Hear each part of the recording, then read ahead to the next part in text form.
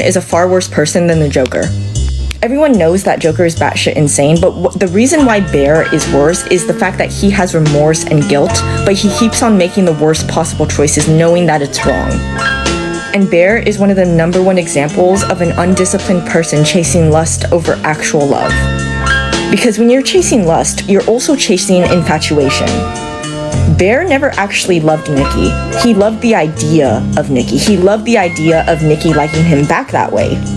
And from the start of this movie, you can see that this man's fear of rejection is also tied to his insecurity. And genuinely, any sane, moral person in their right mind would never accept sexual advances from a person they...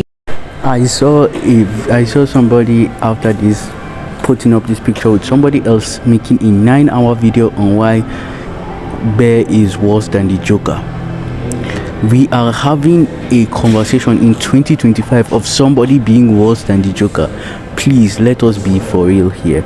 Now, the point that the people are trying to make is that, well, Bear was conscious of his actions. Not only conscious of his actions, but he proceeded to also choose these actions continuously, right? Meanwhile, the Joker is batshit insane, and that, well, Bear is a lesser evil, the lesser evil that society would allow to fester inside. And what I want to say is that if you believe that if you believe that there are lesser evils that society has and lets to fester inside, that is a problem we can talk about without involving a greater evil. Which leads me to my next thing.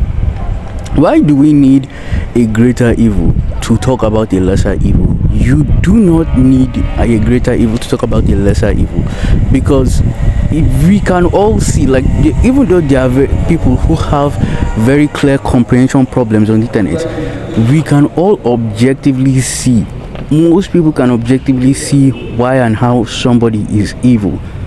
The problem is if you grow to like the character too much, where you have to justify why what they did was not wrong.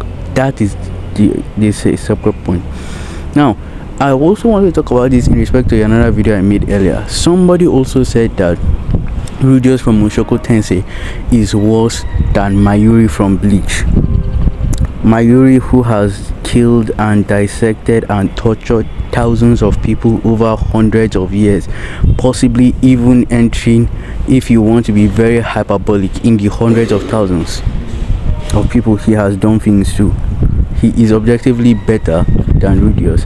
This is something I want to talk about. Listen, you do not need a greater evil to justify a lesser evil, and you do not need a greater evil to talk about a lesser evil.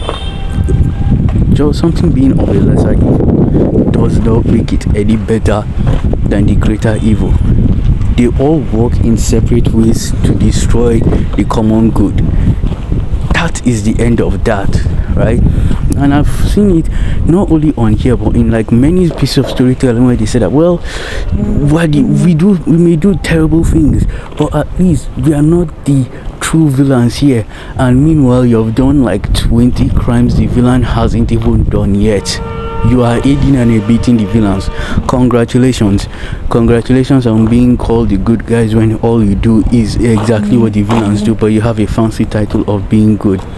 Now, is there room for discussions about how different evils work? Yes, but trying to put them in a one-size-fits-all is the same as saying that every superhero is the same.